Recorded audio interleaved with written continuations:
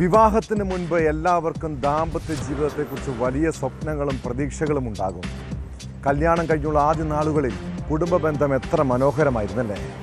എന്നാൽ മനസ്സിലെ സങ്കല്പങ്ങളെല്ലാം തകിടം മറിയുന്നതാണ് പിൽക്കാലത്ത് കണ്ടത്. നിസ്സാര കാര്യങ്ങൾക്ക് പോലും പങ്കാളിയെ കുറ്റപ്പെടുത്തും. പരസ്പരം സംസാരിക്കാനും പങ്കുവയ്ക്കാനും സമയം പോലും കിട്ടാത്ത സാഹചര്യം. ഇങ്ങനെ പതിയെ പതിയെ അകന്നു തുടങ്ങുമ്പോഴാണ് മനസ്സിൽ സംശയം ഉണ്ടാകുന്നത്. അതോടെ വീട്ടിൽ കലഹം പതിവാകും. ഒടുവിൽ ആക്രമണത്തിലോ ആത്മഹത്യയിലോ കൊലപാതകത്തിലോ കലാശിക്കുന്ന കാഴ്ച.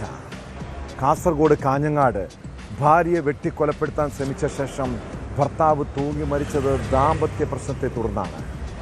കടപ്പുറം സ്വദേശി ഇബ്രാഹിമിനും ഭാര്യ മറിയത്തിനുമിടയിൽ എന്തായിരിക്കും സംഭവിച്ചത്? വിശദമായി പരിശോധിക്കുകയാണ് പോലീസ് പട്രോൾ. സ്വാഗതം.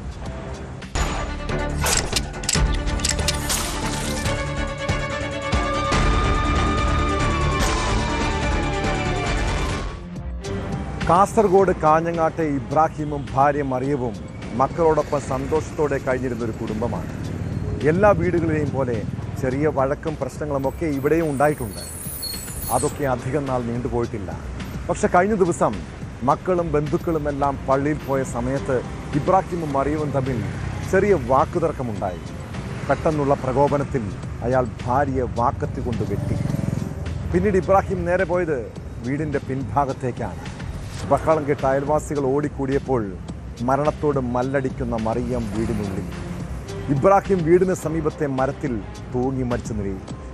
ആക്രമണത്തിൽ ഗുരുതരമായി പരിക്കേറ്റ വീട്ടമ്മ മംഗളൂരുവിലെ സ്വകാര്യ ആശുപത്രിയിൽ ചികിത്സയിലാണ്.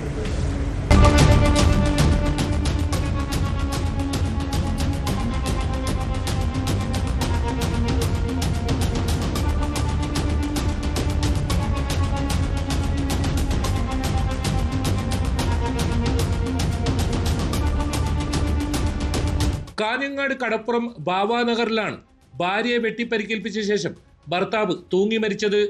സംഭവം നാടിനെ നടുക്കിയിട്ടുണ്ട്. ബാവാനഗർ ഇല്യാസിലെ ഇബ്രാഹിമാണ് ഭാര്യ മറിയത്തെ വെട്ടിപ്പരിക്കേൽപ്പിച്ച ശേഷം ജീവനൊടുക്കിയത്. വീടിന് സമീപത്തെ മരത്തിലാണ് ഇബ്രാഹിമിനെ തൂങ്ങി മരിച്ച നിലയിൽ കണ്ടെത്തിയത്. തലയ്ക്ക് വെട്ടേറ്റ ഭാര്യ മറിയത്തെ കാഞ്ഞങ്ങാട്ടെ സ്വകാര്യ ആശുപത്രിയിൽ പ്രവേശിപ്പിച്ചു. നില ഗുരുതരമായതിനാൽ ഇവരെ പിന്നീട് മംഗളൂരുവിലെ സ്വകാര്യ ആശുപത്രിയിലേക്ക് മാറ്റി.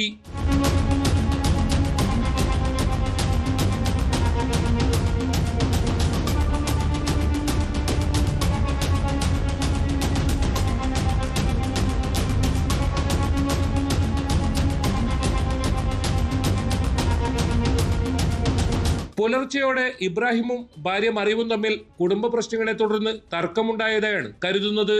വഴക്ക് പിന്നീട് ദാരുണമായ കൊലപാതക ശ്രമത്തിലും ആത്മഹത്യയിലും കലാശിക്കുകയായിരുന്നു. സംഭവത്തിൽ ഹോസ്ദുർഗ് പോലീസ് വിശദമായ അന്വേഷണം ആരംഭിച്ചു. മറിയത്തിൽ നിന്ന് മൊഴിയെടുത്താലേ കാര്യങ്ങളിൽ കൂടുതൽ വ്യക്തത വരൂ.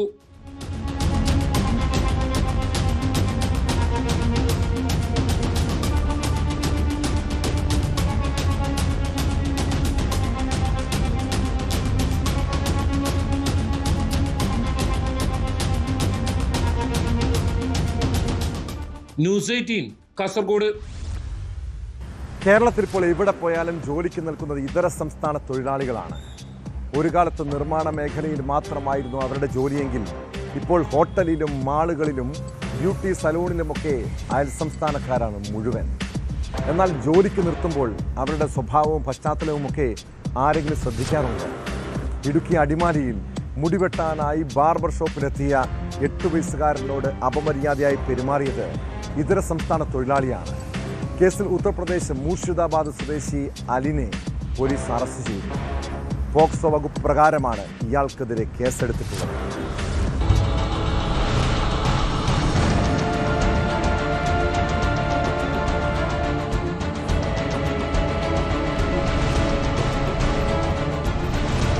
കഴിഞ്ഞ തിങ്കളാഴ്ചയായിരുന്നു കേസിനാസ്പദമായ സംഭവം.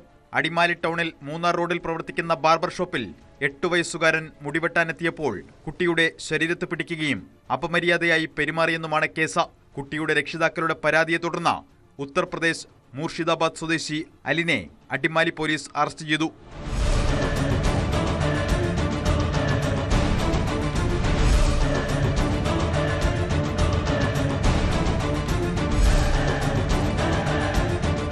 പോക്സോ വകുപ്പ് ചുമത്തിയാണ് ഇയാൾക്കെതിരായ നടപടി.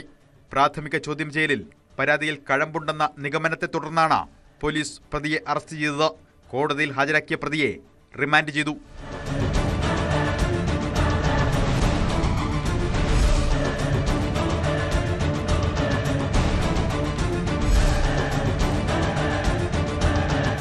ന്യൂസ് 18 ഇടുക്കി.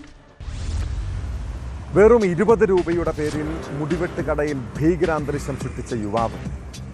എറണാകുളം സൗത്ത് പാലത്തിന് താഴെയുള്ള സലൂണിലാണ് മുടിവെട്ടാൻ കൂടുതൽ തുക എടുത്തതിനെ ചൊല്ലിയുള്ള തർക്കത്തെ തുടർന്ന് ജീവനക്കാർക്ക് നേരെ ആക്രമണമുണ്ടായത്. കടവന്ത്ര സ്വദേശി സുഭാഷ് ജീവനക്കാരെ ചുറ്റിക കൊണ്ട് ആക്രമിക്കുകയായിരുന്നു. മുടിവെട്ടിയതിന് 100 രൂപ വാങ്ങിയതാണ് ഇയാളെ പ്രകോപിപ്പിച്ചത്. സുഭാഷ് മദ്യലഹരിയിൽ ആക്രമണം നടത്തിയെന്നാണ് പോലീസ് പറയുന്നത്.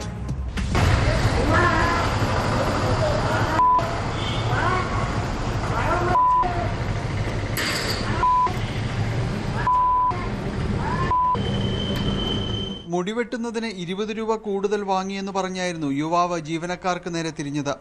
സംഭവത്തിൽ പനമ്പിളി നഗർ കരുത്തല മണികണ്ഠൻ തുരുത്തു വീട്ടിൽ സുഭാഷിനെയാണ് കടവന്ത്ര പോലീസ് അറസ്റ്റ് ചെയ്തത്.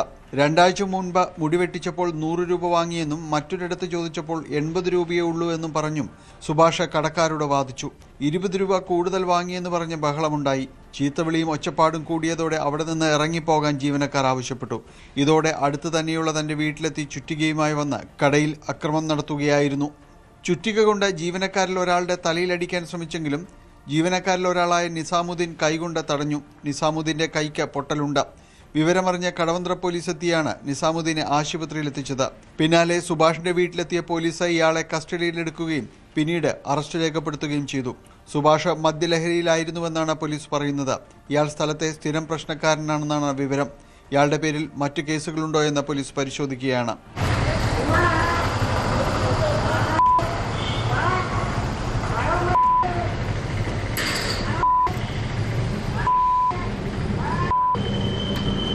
ന്യൂസ് 18 കൊച്ചി. ഉത്സവ പറമ്പുകളിൽ പണ്ടൊക്കെ ചില കരക്കാർ തമ്മിൽ സംഘർഷവും ഏറ്റുമുട്ടലും ഉണ്ടാകാറുണ്ട്. ആണുങ്ങൾ തമ്മിലുള്ള കയ്യാങ്കളിയും അടിപിടിയും ഉത്സവത്തിൻ്റെ ഭാഗമായിരിക്കും. എന്നാൽ ഇപ്പോൾ ആണുങ്ങളെപ്പോലെ ഉത്സവപ്പറമ്പിൽ തമ്മിൽ തല്ലുന്ന സ്ത്രീകളുമുണ്ട്. കൊല്ലം പുത്തൂർ മലനട ക്ഷേത്രോത്സവത്തിനിടെ ഉണ്ടായ തർക്കം സ്ത്രീകൾ തമ്മിലുള്ള കൂട്ടത്തല്ലിൽ കലാശിച്ചു. ശിവരാത്രി ദിനത്തിൽ നടന്ന സംഭവത്തിന്റെ ദൃശ്യങ്ങൾ സമൂഹ മാധ്യമങ്ങളിൽ വ്യാപകമായി പ്രചരിക്കുകയാണ്. സംഭവത്തിൽ പരാതി ലഭിച്ചിട്ടില്ലെന്നാണ് പോലീസ് പറയുന്നത്.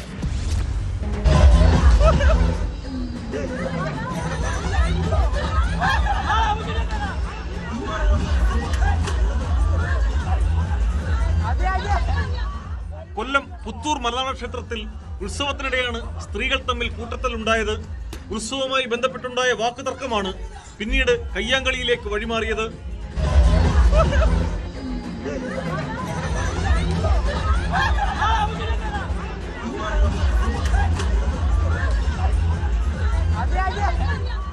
ശിവരാത്രി ദിവസമായിരുന്നു സംഭവം. തർക്കം രൂക്ഷമായതോടെ ചിലർ ഹെൽമറ്റ് ഉപയോഗിച്ചും പരസ്പരം മർദ്ദിക്കുന്നത് ദൃശ്യങ്ങളിലുണ്ട്. ഒപ്പമുണ്ടായിരുന്നവരിടപെട്ട് സംഘർഷം അവസാനിപ്പിക്കാൻ ശ്രമിച്ചെങ്കിലും ആദ്യഘട്ടത്തിൽ ഫലം കണ്ടില്ല.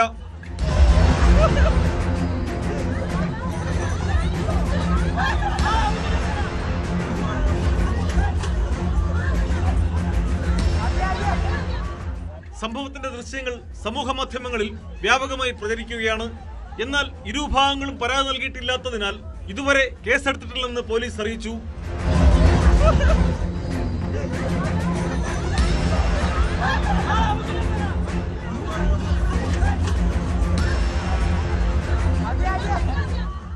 ന്യൂസ് 18 കൊട്ടാരക്കര.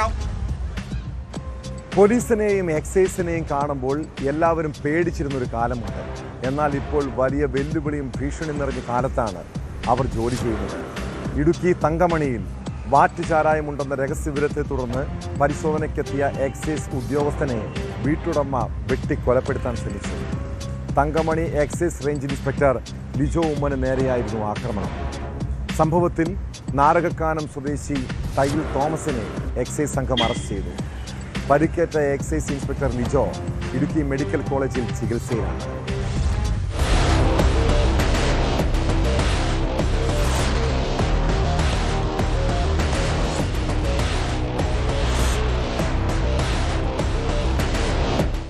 ബുധനാഴ്ച രാത്രിയാണ് സംഭവം നടന്നത്. ചാരായവാറ്റ് നടക്കുന്നതായി എക്സൈസ് അധികൃതർക്ക് ലഭിച്ച രഹസ്യവിവരത്തെ തുടർന്നാണ് തങ്കമണി എക്സൈസ് സംഘം നാരായക്കാനും തയ്യിൽ തോമസിന്റെ വീട്ടിൽ പരിശോധന നടത്തിയത്. Thankamani excise range inspector Lijo ഉമ്മന്റെ നേതൃത്വത്തിലുള്ള ഉദ്യോഗസ്ഥർ വീട്ടിലെത്തിയപ്പോൾ പ്രകോപിതനായ തോമസ് വാക്കത്തി ഉപയോഗിച്ച് എക്സൈസ് സംഘത്തെ ആക്രമിക്കുകയായിരുന്നു. ആക്രമണത്തിൽ ഇൻസ്പെക്ടർ ലിജോ ഉമ്മന്റെ കണ്ണിനും മുഖത്തും കാൽമുട്ടിലും പരിക്കേറ്റു.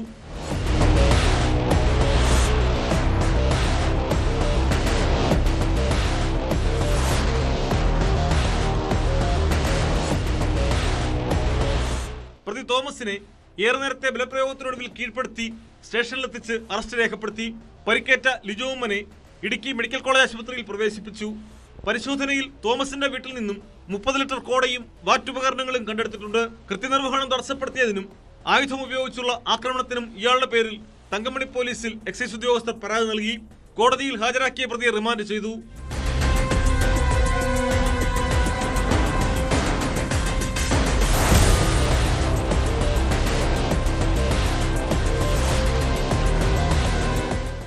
ന്യൂസ് 18 ഇടുക്കി.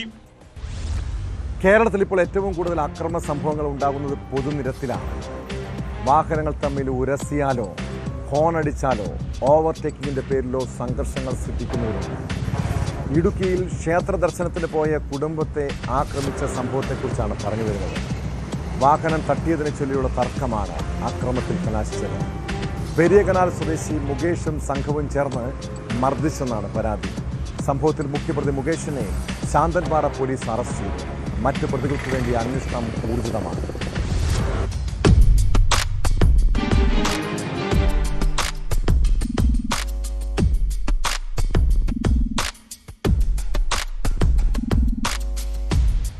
കഴിഞ്ഞ 15-ന് മുട്ടുകാട് ഗൗരീശങ്കരം ക്ഷേത്രത്തിൽ ദർശനത്തിനെത്തിയ മുട്ടുകാട് സൊസൈറ്റി മേട് സ്വദേശി അഭിനവ് എന്ന യുവാവിനെയും കുടുംബത്തെയുമാണ് മുകേഷും കണ്ടാലറിയാവുന്ന 4 പ്രതികളും ചേർന്ന് അസഭ്യം പറഞ്ഞതും തുടർന്ന് ആക്രമിച്ചു പരിക്കേൽപ്പിച്ചതും. ക്ഷേത്രത്തിന് സമീപമാണ് ആക്രമണമുണ്ടായത്. അഭിനവിന്റെ കാറിൽ പിന്നിൽ സഞ്ചരിച്ചിരുന്ന പ്രതികളുടെ ജീപ്പ് ഇടിച്ചതോടെയാണ് തർക്കം ആരംഭിച്ചത്. തുടർന്ന് കാറിലുണ്ടായിരുന്ന അഭിനവിന്റെ പിതാവും പ്രതികളും തമ്മിൽ വാക്കുതർക്കമുണ്ടായി. ഇതിനിടെ മുകേഷ് അഭിനവിന്റെ അമ്മയുടെ തലയിൽ കൈകൊണ്ടിടിച്ചു. ഇത് തടയാൻ ശ്രമിച്ച അഭിനവിനും മുഖത്ത് മർദ്ദനമേറ്റു. ഇരു കൂട്ടരും തമ്മിൽ കയ്യാങ്കളിയായതോടെ മുകേഷ് ജീപ്പിൽ നിന്നെടുത്ത ജാക്കി ലിവർ ഉപയോഗിച്ച് അഭിനവിന്റെ തലയിൽ അടിക്കുകയായിരുന്നു. ആക്രമണം തടയുന്നതിനിടെ അഭിനവിന്റെ കൈക്ക് ഗുരുതരമായി പരിക്കേറ്റു.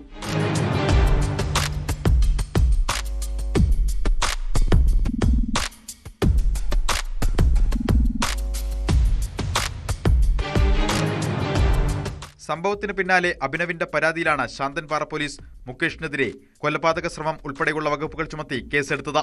അറസ്റ്റിലായ പ്രതിയെ കോടതിയിൽ ഹാജരാക്കി റിമാൻഡ് ചെയ്തതായി പോലീസ് അറിയിച്ചു. സംഭവത്തിൽ മറ്റു പ്രതികൾക്കായുള്ള അന്വേഷണം തുടരുകയാണ്.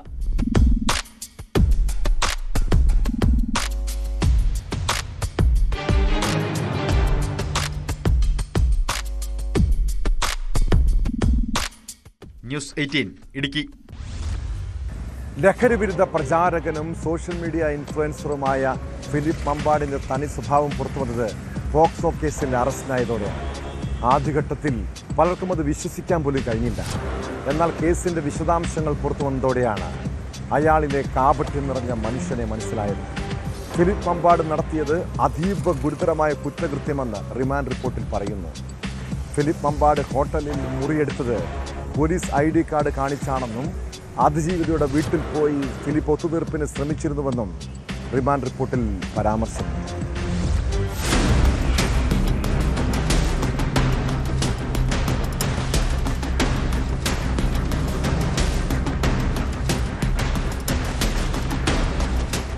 കഴിഞ്ഞ വെള്ളിയാഴ്ചയാണ് 16-കാരിയെ പീഡിപ്പിച്ച മുൻ പോലീസ് ഉദ്യോഗസ്ഥൻ കൂടിയായ സോഷ്യൽ മീഡിയ ഇൻഫ്ലുവൻസർ ഫിലിപ്പ് മമ്പാടിനെ നിലമ്പൂർ പോലീസ് അറസ്റ്റ് ചെയ്തത്. തന്റെ അടുക്കൽ കൌൺസിലിംഗിന് വന്ന 16-കാരിയെ കാസർഗോഡ് കൊണ്ടുപോയി ഹോട്ടലിൽ വെച്ച് പീഡിപ്പിച്ചുവെന്നാണ് പരാതി. ഫിലിപ്പ് മമ്പാട് സ്വയം പോലീസ് സർവീസിൽ നിന്ന് വിരമിച്ച ആളാണ്. എന്നാൽ ഹോട്ടലിൽ പോലീസ് ഐഡന്റിറ്റി കാർഡ് ഉപയോഗിച്ചാണ് ഇയാൾ മുറിയെടുത്തതെന്ന് റിമാൻഡ് റിപ്പോർട്ടിൽ പറയുന്നു. ഇത് വ്യാജ ID കാർഡാണോ അതോ മുൻപുണ്ടായിരുന്നത് ഡ്യൂപ്ലിക്കേറ്റ് എടുത്ത് സൂക്ഷിച്ചതാണോ എന്ന് പോലീസ് അന്വേഷിക്കും. ലൈംഗികമായി ഉപയോഗിക്കണമെന്ന ഉദ്ദേശത്തോടെ കരുതിക്കൂട്ടി തന്നെ പെൺകുട്ടിയെ കൂട്ടിക്കൊണ്ടുപോയതാണ്. മോട്ടിവേഷൻ പ്രോഗ്രാമിന് കൊണ്ടുപോകുന്നുവെന്നാണ് കുട്ടിയെ ധരിപ്പിച്ചതെന്നും റിമാൻഡ് റിപ്പോർട്ടിൽ പരാമർശമുണ്ട്.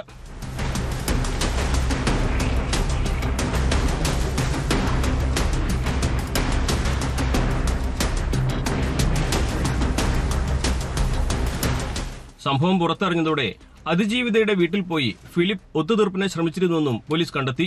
സമൂഹത്തിൽ സ്വാധീനമുള്ള പ്രതി മനഃപൂർവ്വം ചെയ്ത ഗുരുതര കുറ്റകൃത്യമായതിനാൽ ജാമ്യം അനുവദിക്കരുത്. പ്രതി സാക്ഷികളെ സ്വാധീനിക്കാനും വിദേശത്തേക്ക് കടക്കാനുമൊക്കെ സാധ്യതയുണ്ടെന്നും റിമാൻഡ് റിപ്പോർട്ടിൽ പോലീസ് വിശദമാക്കിയിട്ടുണ്ട്.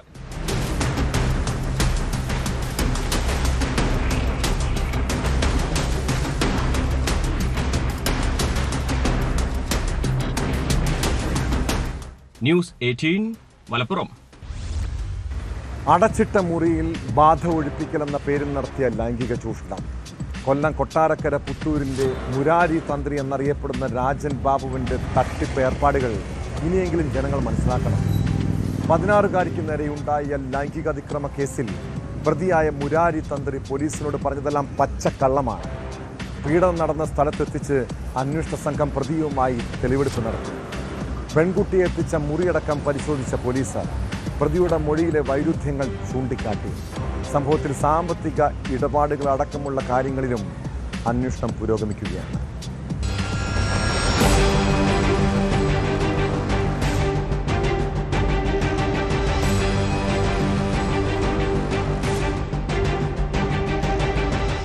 ബാധ ഒഴിപ്പിക്കാൻ ശ്രമിക്കുന്നതിനിടെയാണ് പെൺകുട്ടി തലയിടിച്ച് വീണതെന്ന് മുരാരി തന്ത്രി തെളിവെടുപ്പിനിടെ പോലീസിനോട് പറഞ്ഞു.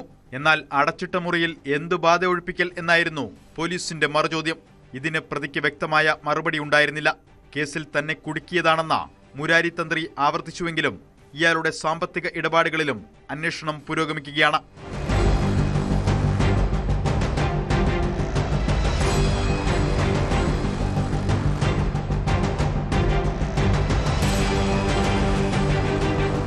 ബാധ ഒഴിപ്പിക്കാനായി കൊല്ലം പുത്തൂരിലെ മുരാരി തന്ത്രി എന്ന രാജൻ ബാബുവിന്റെ ജ്യോതിഷാലയത്തിലേക്ക് അമ്മയോടൊപ്പമെത്തിയ 16-കാരിയാണ് ലൈംഗികാതിക്രമത്തിന് ഇരയായത്. അമ്മയെ മുറിയുടെ പുറത്തിരുത്തിയ പ്രതി പെൺകുട്ടിയെ കൂട്ടിക്കൊണ്ടുപോയി ഉപദ്രവിക്കുകയായിരുന്നുവെന്നാണ് പരാതി. പെൺകുട്ടി നിലവിളിച്ച് പുറത്തേക്കോടിയതോടെയാണ് സംഭവം പുറത്തറിഞ്ഞത്. ഇതിനിടയിൽ പ്രതി വീടിന്റെ പുറകുവശം വഴി ഓടി രക്ഷപ്പെട്ടു. ഒളിവിൽ കഴിയവെയാണ് പോലീസ് ഇയാളെ പിടികൂടിയത്. 2 ദിവസത്തെ കസ്റ്റഡിയിൽ വാങ്ങിയ പ്രതിയെ സംഭവം നടന്നയിടത്തും ഇയാൾ ഒളിവിൽ കഴിഞ്ഞ ഫ്ളാറ്റിലും എത്തിച്ച അന്വേഷണ സംഘം തെളിവെടുപ്പ് നടത്തി. മുരാരി തന്ത്രിയുടെ സാമ്പത്തിക ഇടപാടുകളിലും പോലീസ് വിശദമായി അന്വേഷണം നടത്തി വരികയാണ്. ഗൾഫിലടക്കം ഇയാൾക്ക് ഇടപാടുകൾ ഉണ്ടായിരുന്നെന്നാണ് പുറത്തുവരുന്ന വിവരം.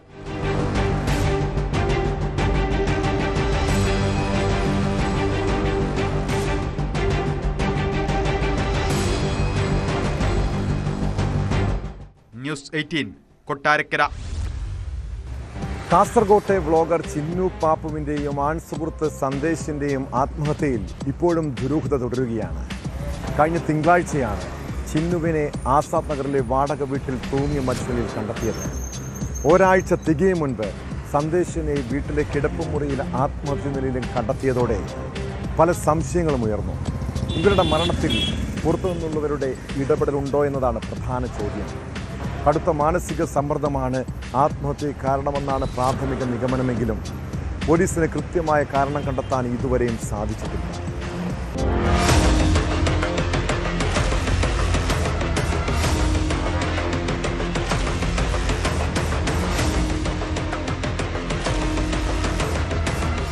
ആദൂർ സ്വദേശിനിയും വ്ളോഗറുമായ ചിന്നുപ്പാപ്പു എന്ന രേഷ്മയുടെയും ആൺ സുഹൃത്ത് മന്നിപ്പാടി സ്വദേശി സന്ദേശിന്റെയും ആത്മഹത്യയിൽ ഇതുവരെ വ്യക്തത വരുത്താൻ പോലീസിന് കഴിഞ്ഞിട്ടില്ല.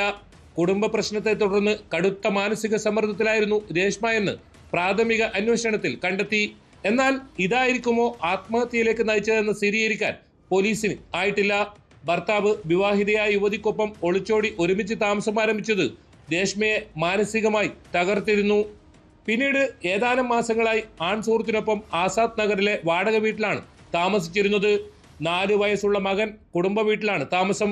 കഴിഞ്ഞ തിങ്കളാഴ്ചയാണ് രേഷ്മയെ വാടക വീട്ടിൽ തൂങ്ങി മരിച്ച നിലയിൽ കാണപ്പെട്ടത്. തനിക്ക് ഏതെങ്കിലും തരത്തിൽ പ്രശ്നങ്ങളുള്ളതായി ഇവർ കുടുംബത്തോടോ സുഹൃത്തുക്കളോടോ പങ്കുവച്ചിരുന്നില്ല. അതേസമയം രേഷ്മയും ആൺ സുഹൃത്തും തമ്മിൽ വാക്കുതർക്കങ്ങളും വഴക്കുകളും പതിവായിരുന്നുവെന്ന് അയൽവാസികളുടെ മൊഴിയുണ്ട്. എന്നാൽ സന്ദേശിനെ മണിക്കൂറുകളോളം ചോദ്യം ചെയ്തെങ്കിലും തെളിവുകളൊന്നും കണ്ടെത്താനാകാത്തതിനെ തുടർന്ന് രക്ഷിതാക്കൾക്കൊപ്പം വിട്ടയക്കുകയായിരുന്നു. ഞായറാഴ്ച ഉച്ചയോടെയാണ് സന്ദേശിനെ മന്നിപ്പാടിയിലെ വീട്ടിൽ കിടപ്പുമുറിയിൽ തൂങ്ങി മരിച്ച നിലയിൽ കണ്ടെത്തിയത്.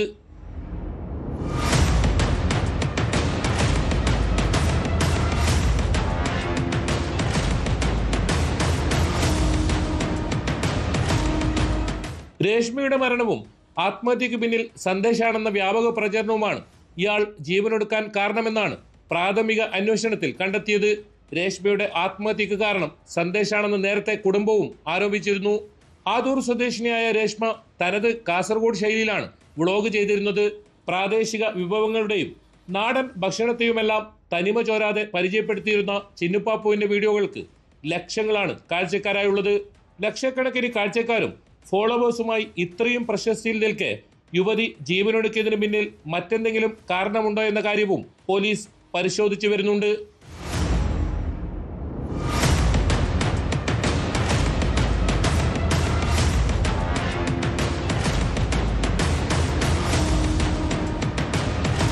ന്യൂസ് 18 കാസർഗോഡ്.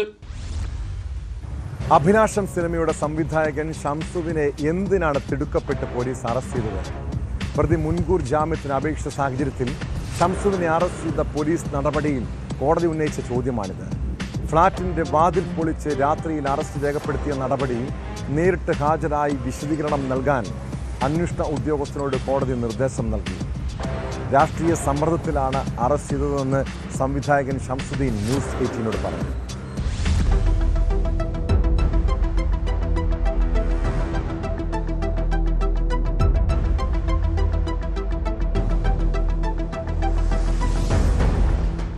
ഷംസുദ്ദീന് ജാമ്യം നൽകിയ തൃപ്പൂണിത്തുറ മജിസ്ട്രേറ്റ് കോടതി പോലീസ് നടപടിയെ രൂക്ഷമായി വിമർശിച്ചു. രാത്രി വാതിൽ പൊളിച്ച് അറസ്റ്റ് ചെയ്യേണ്ട സാഹചര്യം എന്തായിരുന്നു? എല്ലാ കേസിലും ഇതുപോലെ തന്നെയാണോ പ്രവർത്തിക്കുന്നത്? സ്റ്റേഷനിൽ രജിസ്റ്റർ ചെയ്ത മറ്റു കേസുകളിലെ പ്രതികളെയും ഇങ്ങനെ പിടികൂടാറുണ്ടോ? അറസ്റ്റ് നടപടിക്രമങ്ങൾ കൃത്യമായി പാലിച്ചിരുന്നോ എന്നും ചോദിച്ച കോടതി ഹിൽ പാലസ് SHO നേരിട്ട് ഹാജരായി വിശദീകരണം നൽകാൻ ആവശ്യപ്പെട്ടു. രാഷ്ട്രീയ സമ്മർദ്ദത്തെ തുടർന്നാണ് തന്നെ അറസ്റ്റ് ചെയ്തതെന്ന് സംവിധായകൻ ഷംസുദ്ദീൻ ന്യൂസ് 18നോട് പറഞ്ഞു. മുഖ്യമന്ത്രിയുടെ ഓഫീസിൽ നിന്നും ഇടപെടലുണ്ടായി. MA ബേബിയുടെ അടുത്ത ബന്ധുവാണ് നിർമ്മാതാവ് ആൻസരികയെന്നും സംവിധായകൻ. ഞാൻ മനസ്സിലാക്കിയത്, ഞാൻ അറസ്റ്റ് ചെയ്യാൻ പോലീസ് നിൽക്കുന്ന സമയത്ത് സ്വാഭാവികമായിട്ടും ഞാൻ എൻ്റെ സുഹൃത്തുക്കളുമായി അറസ്റ്റ് ഒഴിവാക്കാനുള്ള ശ്രമങ്ങൾ നടത്തുമ്പോൾ ഞാൻ മനസ്സിലാക്കുന്നത് നമ്മുടെ ഒന്നും കയ്യിൽ നിൽക്കില്ല, നമ്മളെ കൊണ്ടൊന്നും കൂട്ടിയാൽ കൂടില്ല. ഇത് കുറച്ച് വലിയ കളികൾ ഇതിൻ്റെ പിന്നിലുണ്ട്. CMൻ്റെ ഓഫീസിൽ നിന്നടക്കം ഈ പറഞ്ഞ പോലെ ആൻസരികയുടെ രാഷ്ട്രീയ സ്വാധീനം ഇതിലുപയോഗപ്പെടുത്തിയിട്ടുണ്ട് എന്നുള്ളതാണ് ഞാൻ അറിയാൻ സാധിച്ചത്. സഖാവ് MA ബേബിയുമായിട്ടുള്ള അടുപ്പം ഇവർ പല രീതിയിൽ പല സമയങ്ങളിൽ ഉപയോഗപ്പെടുത്തുന്നത് നമ്മളൊരു വർഷമായിട്ട് 1.5 വർഷമായിട്ട് പരിചയമുള്ള ആൾക്കാരല്ല. ഇവരത് ഉപയോഗപ്പെടുത്തുന്നത് നമ്മൾ പലവട്ടം കണ്ടിട്ടുള്ളതാണ്. സഖാവ് നമ്മുടെ സിനിമയെ സെറ്റിൽ വിസിറ്റ് ചെയ്തിട്ടും കാര്യങ്ങളൊക്കെ ഉണ്ട്. ഇവർ ഭയങ്കര അടുത്ത ബന്ധമാണ്. നിലവിൽ ഞാൻ മനസ്സിലാക്കുന്നത് അവർക്ക് ഉപയോഗിക്കാൻ പറ്റുന്ന ഏറ്റവും അടുത്ത സ്വാധീനം, രാഷ്ട്രീയ സ്വാധീനം ഈ ഒരു ബന്ധമാണ്. അത് ഉപയോഗപ്പെടുത്തിയിട്ടുണ്ടാവണം. തനിക്കെതിരായ വ്യാജ പരാതി നിയമപരമായി തന്നെ നേരിടുമെന്നും ഷംസുദ്ദീൻ. ഈ വാർത്തയോട് കൂടിയിട്ട് ഞാനൊരു പ്രശ്നക്കാരനായ സംവിധായകനെന്ന് വരുത്തി തീർക്കാൻ ഇവർ ശ്രമിച്ചത്. അതാണിപ്പോൾ നടന്നത്. അറസ്റ്റ് പോലും ഞാൻ എന്തോ ക്രിമിനൽ എന്ന രീതിയിലാണ്. എന്നെ വിളിച്ച സ്റ്റേഷനിൽ പോകാൻ മാത്രമുള്ളൊരു ആളാണ് ഞാൻ. കാരണം ഞാൻ തെറ്റൊന്നും ചെയ്തിട്ടില്ല. അങ്ങനെയുള്ളിടത്ത് എന്നെ മാക്സിമം ബുദ്ധിമുട്ടിക്കുക, എൻ്റെ കരിയർ ഇല്ലാതാക്കുക. ഞാനിനി എങ്ങനെയാണ് മുന്നോട്ട് പോവുക? ഇനി പ്രൊഡ്യൂസറുടെ അടുത്തേക്ക് ഞാൻ പോകുമ്പോൾ എന്നെ ഏത് രീതിയിലാണ് പ്രൊഡ്യൂസർ അപ്രോച്ച് ചെയ്യുക? എൻ്റെ ഇനിയുള്ള ഞാൻ കമ്മിറ്റ് ചെയ്ത സിനിമകളുടെ ഭാവി എന്താവുമെന്ന് എനിക്കറിയില്ല. അപ്പോൾ എൻ്റെ നിരപരാധിത്വം തെളിയിക്കേണ്ടത് എൻ്റെ ആവശ്യമാണ്. എനിക്ക് നിയമത്തിൽ വിശ്വാസമുണ്ട്. കോടതിക്ക് അത് ബോധ്യപ്പെടും. ഞാൻ നിയമപരമായിട്ട് മുന്നോട്ട് പോകും. അഭിലാഷം സിനിമയുടെ നിർമ്മാതാവ് ആൻസരിക ആന്റണി നൽകിയ പരാതിയിലായിരുന്നു ഷംസുദ്ദീന്റെ അറസ്റ്റ്. സിനിമയ്ക്ക് 2.25 കോടി രൂപ ചിലവാകുമെന്ന് പറഞ്ഞ് വിശ്വസിപ്പിച്ച് കരാറുണ്ടാക്കി. എന്നാൽ ഷൂട്ടിംഗ് തുടങ്ങിയ ശേഷം ചെലവ് കരാറിൽ പറഞ്ഞ തുകയേക്കാൾ കൂടി. അനാവശ്യമായി കാലതാമസമുണ്ടാക്കിയതിലൂടെ 3.25 കോടി രൂപയാണ് ചിലവുയർന്നത്. സിനിമയുടെ മാസ്റ്റർ പ്രിന്റ് അടങ്ങിയ ഹാർഡ് ഡിസ്ക് അനുവാദമില്ലാതെ ഷംസുദ്ദീൻ കൊണ്ടുപോയെന്നും ഇത് മറ്റുള്ളവർക്ക് കൈമാറിയെന്നും നിർമ്മാതാവ് നൽകിയ പരാതിയിൽ പറയുന്നുണ്ട്. സംവിധായകന് പുറമെ സിനിമയുടെ അസോസിയേറ്റ് ഡയറക്ടറും എഡിറ്ററും ക്യാമറാമാനും കേസിൽ പ്രതികളാണ്.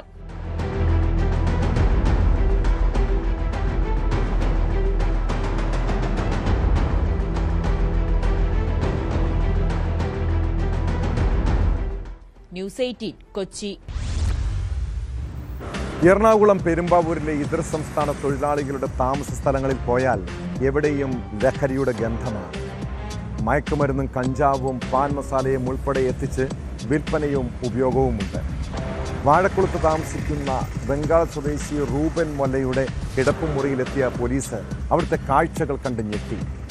മുറി നിറയെ കഞ്ചാവ്. 51 കഞ്ചാവാണ് അവിടെ നിന്നും പിടിച്ചെടുത്തത്. പ്രതിക്ക് മറ്റ് സഹായികൾ ഉണ്ടെന്നാണ് പോലീസ് പറയുന്നത്.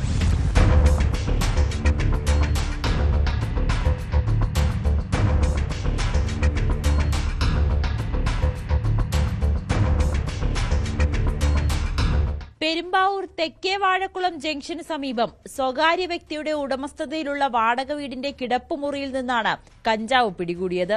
മുറിക്കുള്ളിൽ കൂട്ടിയിട്ട നിലയിലായിരുന്നു കഞ്ചാവ്.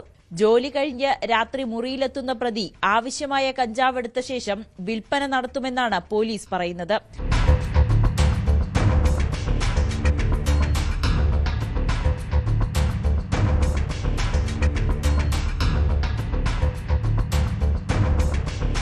രഹസ്യവിവരത്തെ തുടർന്ന് കഴിഞ്ഞ കുറച്ചധികം ദിവസങ്ങളിലായി തടിയിട്ടപ്പറമ്പ് പോലീസ് പ്രതിയുടെ പിന്നാലെയായിരുന്നു.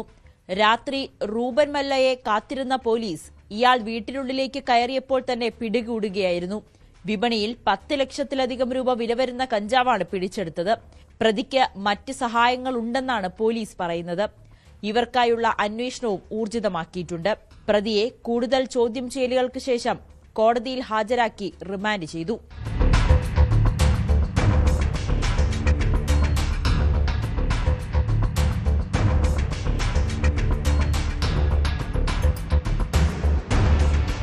ന്യൂസ് 18 കൊച്ചി. കോഴിക്കോട് ജില്ലയിൽ സമീപകാലത്ത് നിരവധി പേരാണ് ലഹരിമരുന്നുമായി പിടിയിലാകുന്നത്. രാസലഹരി വിൽപ്പനയ്ക്കിടെ ബസ് ഡ്രൈവർ അറസ്റ്റിലായതാണ് ഒടുവിലത്തെ സംഭവം. വെങ്ങളംചാൽ സ്വദേശി അജ്മൽ റഫീഖാണ് MDMAയുമായി പിടിയിലായത്. ജില്ലയിലെ പ്രധാന ലഹരിമരുന്ന് മൊത്ത വിൽപ്പനക്കാരനും ഭാര്യയും കഴിഞ്ഞ ദിവസം പോലീസിന്റെ പിടിയിലായിരുന്നു. ഡോൺ എന്ന ഇർഫാനും ഭാര്യ നർഫാനിയുമാണ് അറസ്റ്റിലായത്.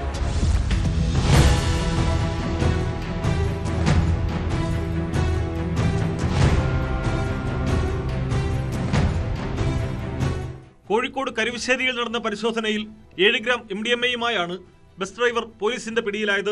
ചേളന്നൂർ സ്വദേശിയായ അജ്മൽ റഫീഖിനെയാണ് ചേവായൂർ പോലീസും ഡാൻസാഫ് സംഘവും ചേർന്ന് പിടിച്ചത്.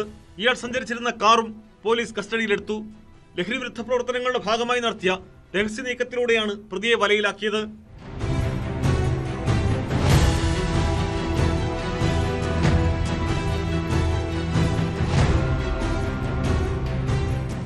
ജില്ലയിലെ ലഹരിമരുന്ന് വിപണിയിലെ പ്രധാന മൊത്തക്കച്ചവടക്കാരൻ ഡോൺ എന്ന ഇർഫാനെയും ഭാര്യ നർഫാനെയും മെഡിക്കൽ കോളേജ് പോലീസാണ് പിടികൂടിയത്. ബേപ്പൂർ നടുവട്ടം സ്വദേശികളായ ഇവരെ സിറ്റി ക്രൈം സ്ക്വാഡിന്റെ സഹായത്തോടെയാണ് പിടിച്ചത്. ബംഗളൂരു, ഹരിയാന, ഡൽഹി എന്നിവിടങ്ങളിൽ നിന്നാണ് ഇർഫാൻ MDMA ഉൾപ്പെടെയുള്ള ലഹരിമരുന്നുകൾ കേരളത്തിലേക്ക് എത്തിച്ചിരുന്നത്. വലിയ അളവിലെത്തിക്കുന്ന ലഹരിമരുന്ന് ജില്ലയിലെ ചില്ലറ വിൽപ്പനക്കാരെ ഉപയോഗിച്ചാണ് വിറ്റഴിച്ചിരുന്നത്. ബ്യൂട്ടീഷ്യനായ നർഫാനെയാണ് ലഹരി ഇടപാടുകൾക്ക് പണം അയച്ചു നൽകുന്നതും കാരിയർമാരിൽ നിന്ന് പണം കൈപ്പറ്റുന്നതും. 10ഓളം വ്യാജ സിം കാർഡുകളും 6 വാഹനങ്ങളും ഇർഫാൻ ഉപയോഗിച്ചിരുന്നു. Medical college inspector Baiju K ജോസിന്റെ നേതൃത്വത്തിലുള്ള പോലീസ് സംഘമാണ് പ്രതികളെ അറസ്റ്റ് ചെയ്തത്. കോടതിയിൽ ഹാജരാക്കിയ പ്രതികളെ റിമാൻഡ് ചെയ്തു.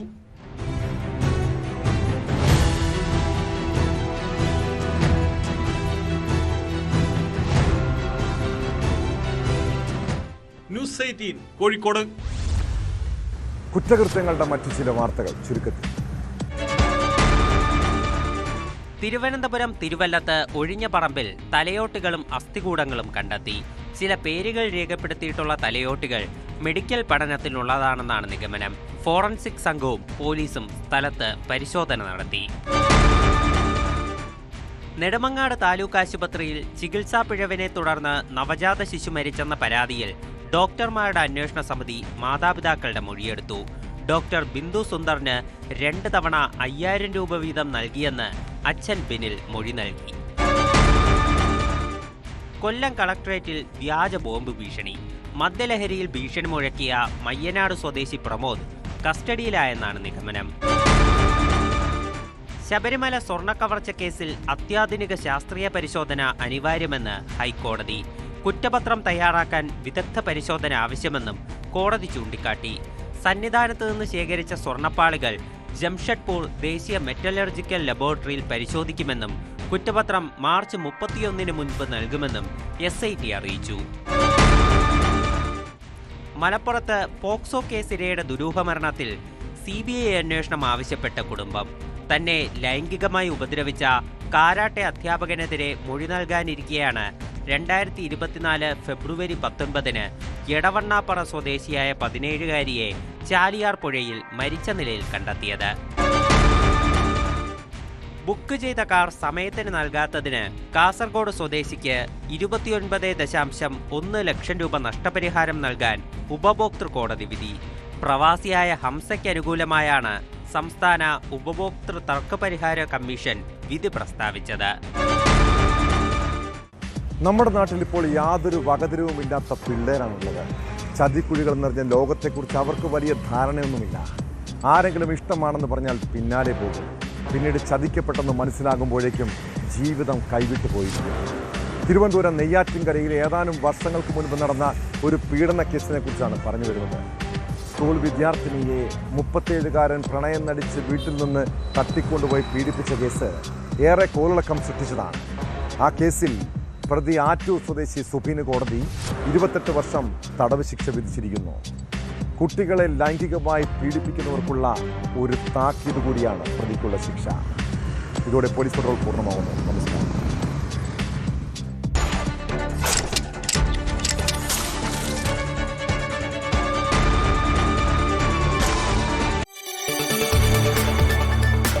കൂടുതൽ വാർത്തകൾക്ക് news 18 Keralam YouTube channel subscribe ചെയ്യുക.